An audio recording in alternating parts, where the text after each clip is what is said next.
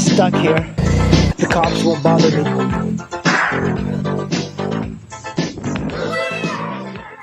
Hey guys, I'm here with my 2012 Yamaha Tenere, and I wanted to compare the Tenere to my Fjr1300. Both bikes are extremely good, but oftentimes I find that the owners of the Tenere and the owners of the Fjrs, they neglect to say a few things. So since I've owned both, I wanted to show you some of the pros and cons behind these two bikes. This is my 2012 Yamaha Super Tenere, and this is the first year of the Tenere. So far I really like it. There are some problems with it that I'm going to be going into, but today's video is about the comparison to the Fjr1300. These bikes are very similar in a way. You might be wondering, why get a Tenere over the Fjr or the Fjr over the Tenere? There are many factors in your purchase. Even in the used market, I believe you can get great deals on both of these bikes. Probably a better deal on a early Fjr as opposed to the Tenere. Let's talk about the Fjr. The Fjr's engine power is much better than this one. On the Super 10 or the Yamaha Super Tenere, it's got a better mid-range and low-end power than the Fjr. The Fjr has got much better top-end speed. This one at low speeds is much better, and mid-range is much better.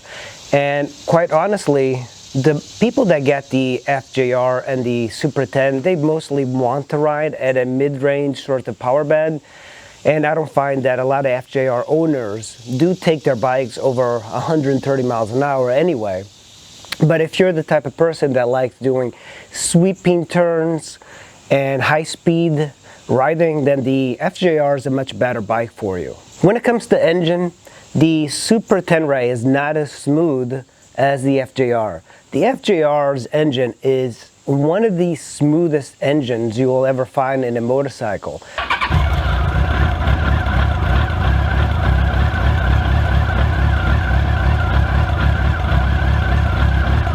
Get warmed up. It hasn't been started in a while, but this thing, when you get on this bike, you can feel that power.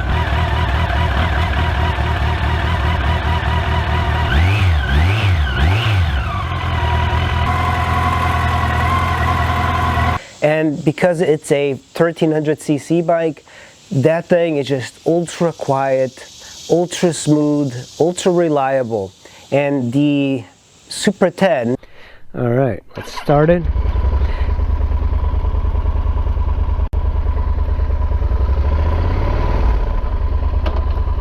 Ergonomics. I find that the ergonomics on the Super Tenere suit me better. I'm 5'9" and I weigh 160 pounds. The Fjr was a little bit tight, and that's a big bike, so I was wondering why my knees kept hitting the plastic.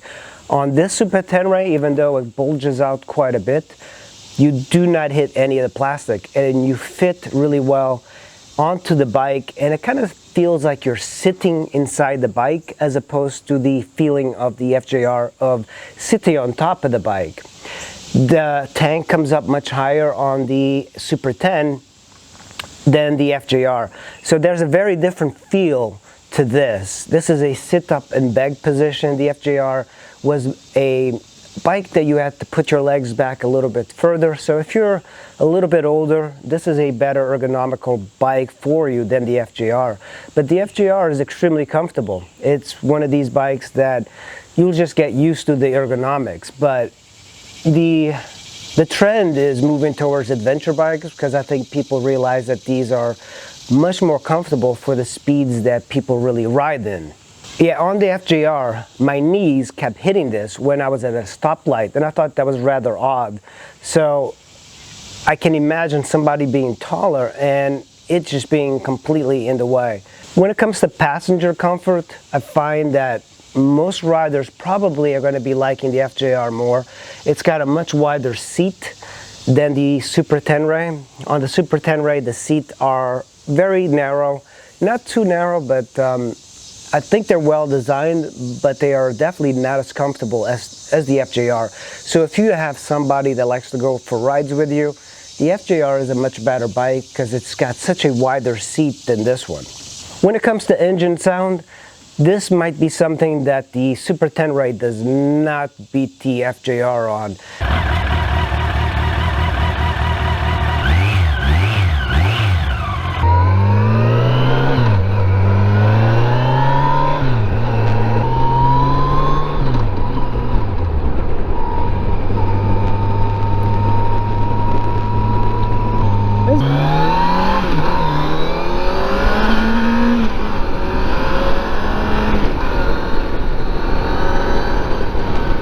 Shit.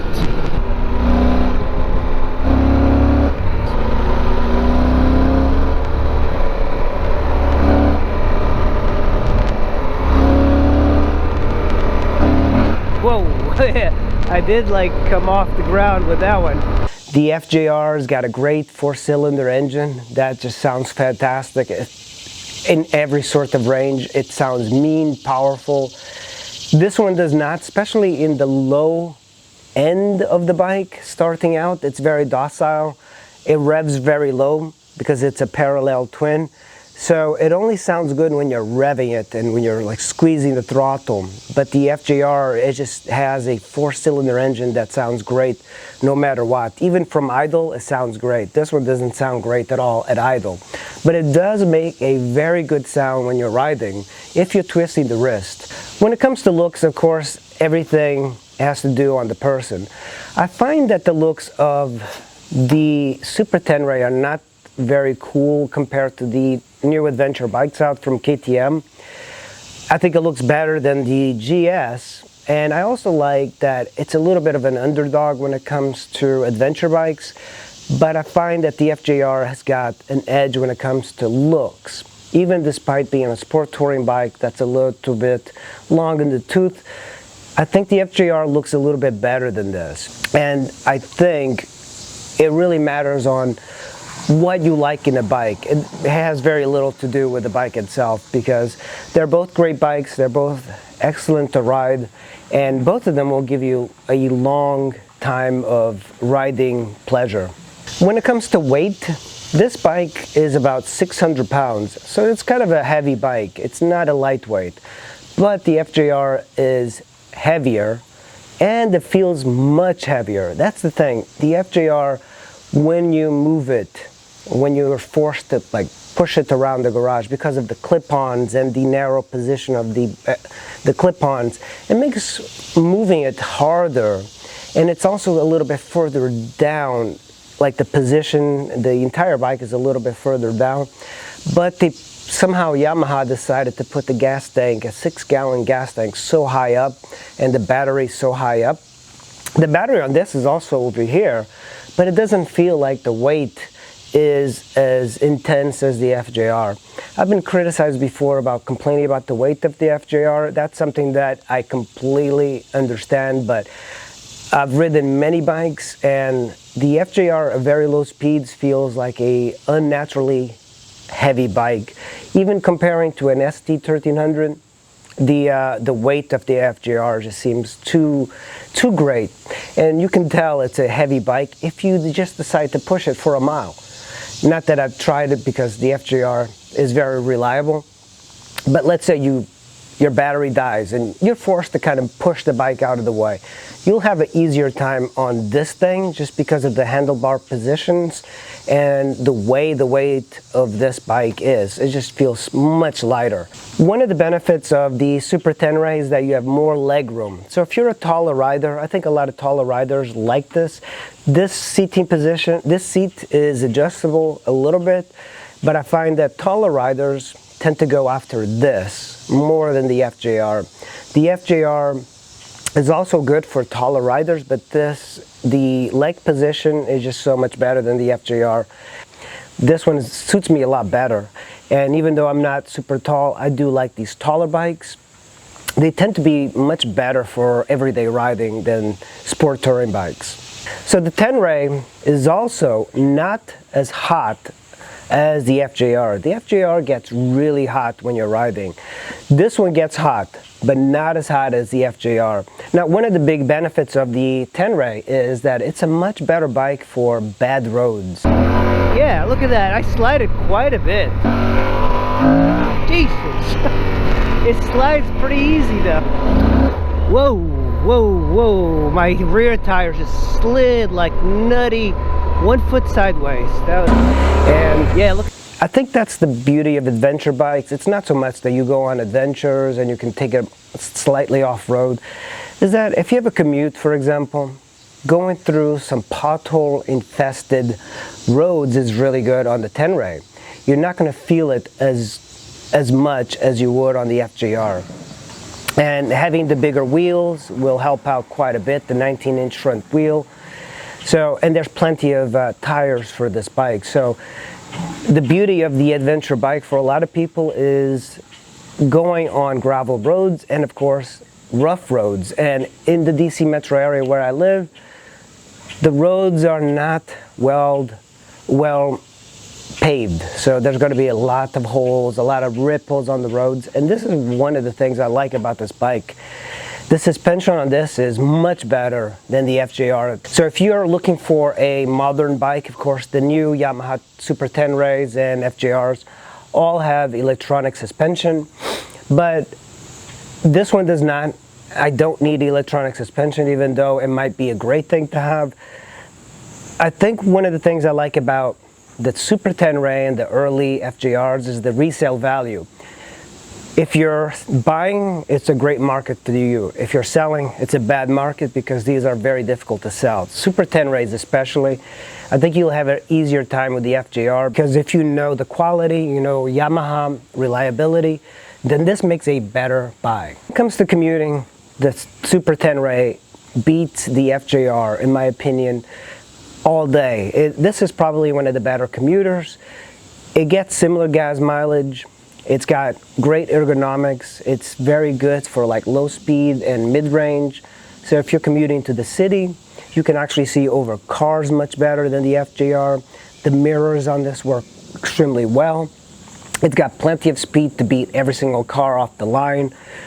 It stops really well. The suspension on this, on the early Super Teneres and the early FJRs, Super 10 is much better. Upside down forks, everything seems to be much more adjustable. The FJR had great suspension, but that suspension is better for higher speed sweeping corners, which you don't really find in major cities when you're commuting.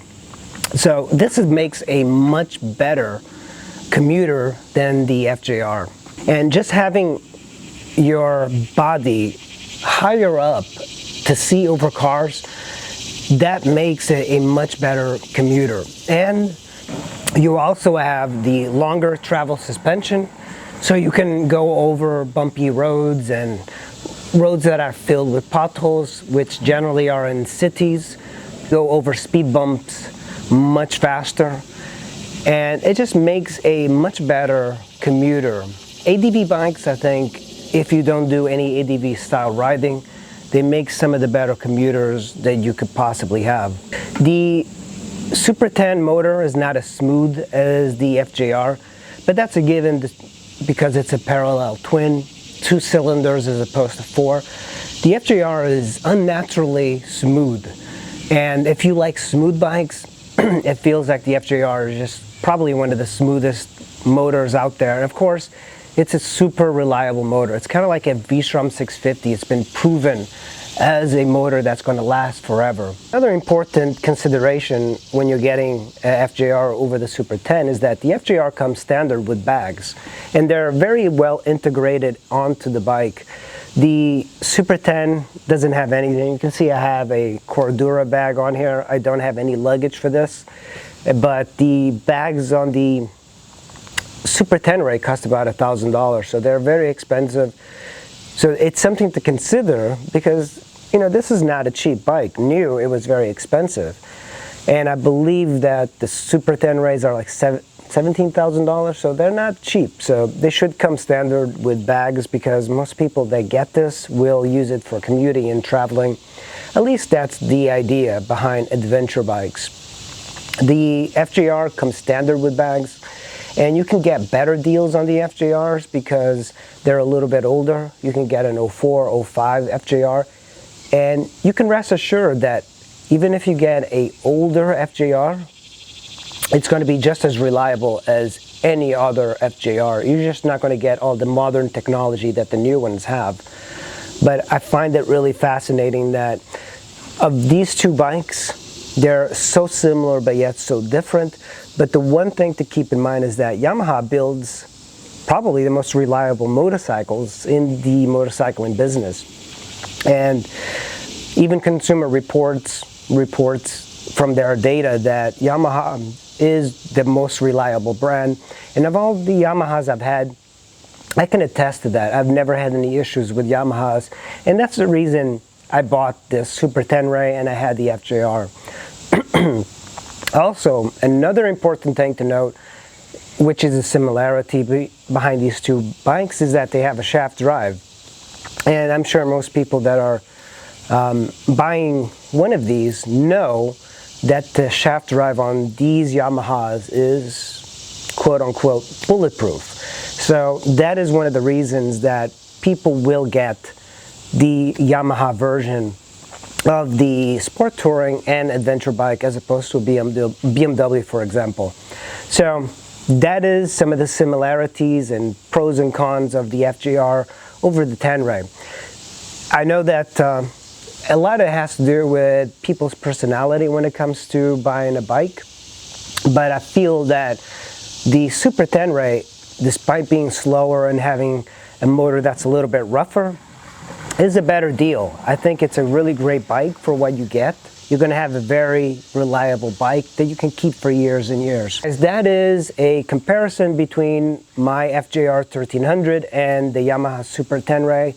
You can see I definitely prefer the Super Tenere, not because I'm going to go on some adventures, but because the low-end torque, low mid-range is much better for me.